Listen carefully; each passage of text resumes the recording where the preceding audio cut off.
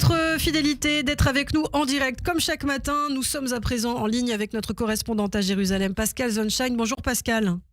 Bonjour Ilana. Merci d'être avec nous. Alors on va peut-être commencer par ce grand dossier cette semaine, les otages. On l'a appris donc hier, les identités, les noms des otages vivants qui seront libérés samedi, Pascal.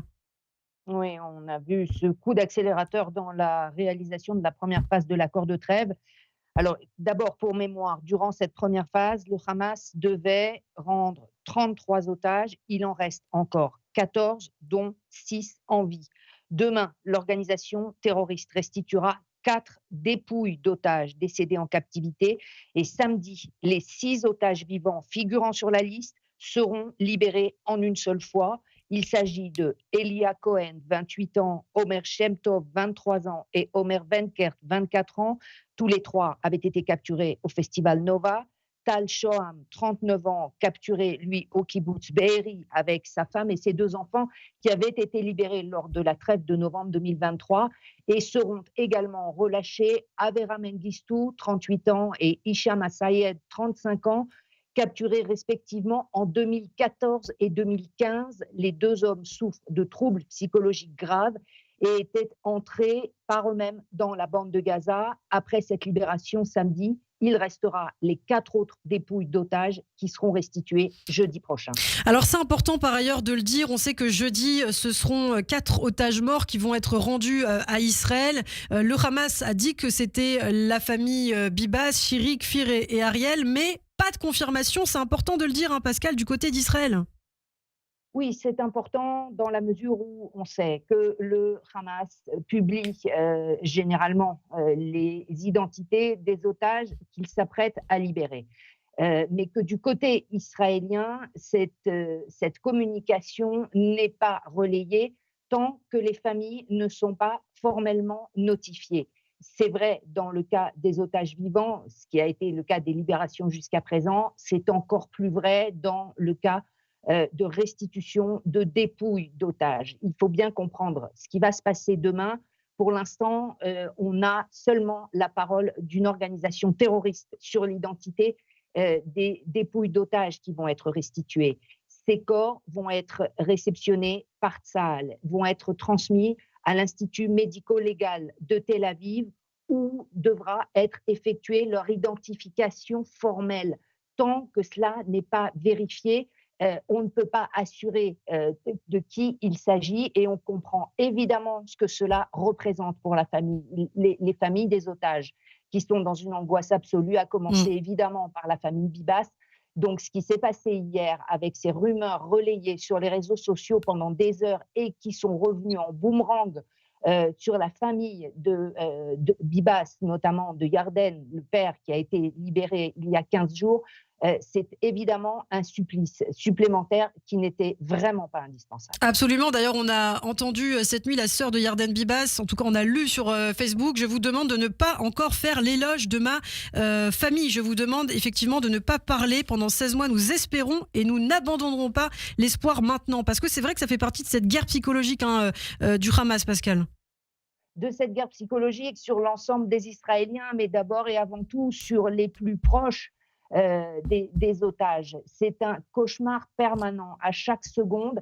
Et donc, vraiment, ce qui s'est passé hier n'aurait pas dû advenir, même si, évidemment, tout le monde a la tentation Oui. de relayer une information, et évidemment, une information aussi dramatique. Et on l'a vu, même le président de la République en France, Emmanuel Macron, a parlé de la famille Bibas. Alors par ailleurs, en échange des Israéliens qui seront libérés samedi, apparemment, il y aura aussi des centaines d'habitants de Gaza impliqués dans les massacres du 7 octobre qui pourraient être relâchés, Pascal.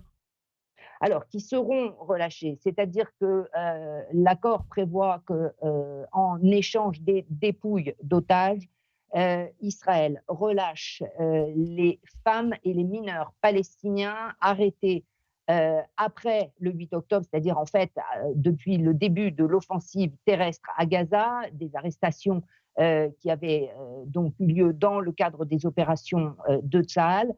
C'est ce groupe de population qui sera relâché en échange des dépouilles d'otages. Parallèlement, il y aura aussi la libération de 47 terroristes en échange d'Avera Mengistu et Hicham Assayed, 47 terroristes qui avaient été déjà relâchés en échange de la libération du soldat Gilad Shalit en 2011 et qui avaient repris depuis leurs activités terroristes. Alors on va revenir évidemment sur ce qui va se passer dans la bande de Gaza après la guerre, mais sur le terrain spécifiquement cette nuit, il y a eu du mouvement aussi sur le front nord, Pascal, notamment en Syrie. Oui, avec une frappe ciblée de drones de Tsahal dans la région de Sassa, au sud de la Syrie. La cible était un dépôt d'armes de l'armée syrienne, un dépôt d'armes abandonné pour qu'il ne tombe pas entre les mains d'organisations terroristes. Tsahal, d'ailleurs, répète à cette occasion qu'il reste évidemment extrêmement vigilant partout où peuvent émerger de nouvelles menaces terroristes. Et du côté du Liban, l'armée libanaise s'est redéployée après le retrait de Tsahal. Oui, hier, Tsahal a achevé son redéploiement de 12 villages chiites du sud Liban, mais maintient toujours 5 positions stratégiques d'observation à l'intérieur du territoire libanais, le long de la frontière, justement pour surveiller toute activité suspecte en provenance des villages chiites où le Hezbollah pourrait reprendre son activité.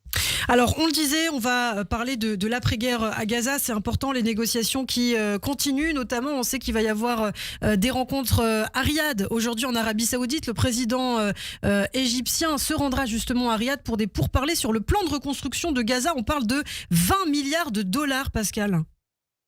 Oui, des tractations qui se poursuivent du côté des pays arabes depuis l'annonce par Donald Trump de son plan pour la bande de Gaza, un plan qui inquiète le monde arabo-musulman dans la mesure où il rebat totalement les cartes géostratégiques dans la région. Et on sait évidemment qu'ils y sont opposés, mais ils ont bien compris aussi qu'il ne suffisait pas de dire non, mais qu'il fallait faire une contre-proposition à Donald Trump, une contre-proposition arabe avec une reconstruction, l'organisation du financement de cette reconstruction, le tout évidemment avec ce point cardinal pour l'ensemble des pays arabes qui est de ne pas déplacer la population palestinienne, donc de laisser les Gazaouis à Gaza. Mais c'est plus facile à dire qu'à faire, étant donné qu'il semble aussi difficile pour les pays arabes de se mettre d'accord entre eux sur ces conditions. Et rapidement, du côté d'Israël, Benyamin Netanyahou, lui, souhaite le désarmement du Hamas et exclure l'autorité palestinienne de l'après-guerre à Gaza.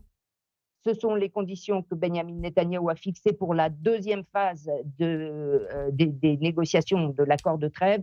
Des négociations qui doivent commencer dans les jours qui viennent avec à leur tête maintenant Ron Dermer, le ministre des Affaires stratégiques, qui va remplacer le directeur du Mossad et celui du Shin Bet. Merci beaucoup Pascal. Pascal Zonshine, notre correspondante à Jérusalem. On vous retrouve un petit peu plus tard dans la matinée à partir de 7h26. Restez avec nous. Le 6-9, Ilana Ferradian. 6h15, l'essentiel de l'information avec Eva Soto. Bonjour Eva. Bonjour Ilana, bonjour à tous. À la une de l'actualité, ce sont bien 6 otages vivants qui seront libérés samedi. Donc les derniers vivants de la première phase de l'accord en une seule fois, alors que la famille Bibas, elle est victime de la guerre psychologique du Hamas. Elle demande aux médias et au public de respecter sa vie privée, alors que le Hamas a déclaré que les corps de Shirik, Fir et Ariel feraient partie des otages morts qui seront restitués à Israël demain. Mais ce n'est qu'une fois les dépouilles de retour qu'elles pourront être formellement identifiées. Pour enclencher la phase 2 des négociations, Benyamin Netanyahou souhaite le désarmement du Hamas et exclure l'autorité palestinienne de l'après-guerre à Gaza. Par ailleurs, dans le cadre de l'accord, des centaines d'habitants de Gaza soupçonnés d'être impliqués dans les massacres du 7 octobre seront libérés. Tsahal a frappé des cibles en Syrie dans la nuit, frappe confirmée par l'armée via la diffusion de vidéos de l'opération, alors qu'en France, Emmanuel Macron tient une nouvelle réunion aujourd'hui par rapport à l'Ukraine. Merci Eva, rendez-vous tout à l'heure à 6h20. Radio J, le 6-9, Ilana Ferradian. C'est une chanson qui cumule plus de 33 millions de vues sur YouTube désormais, sortie au lendemain du 7 octobre. Arbou Darbou et fait état de la colère de la jeunesse israélienne.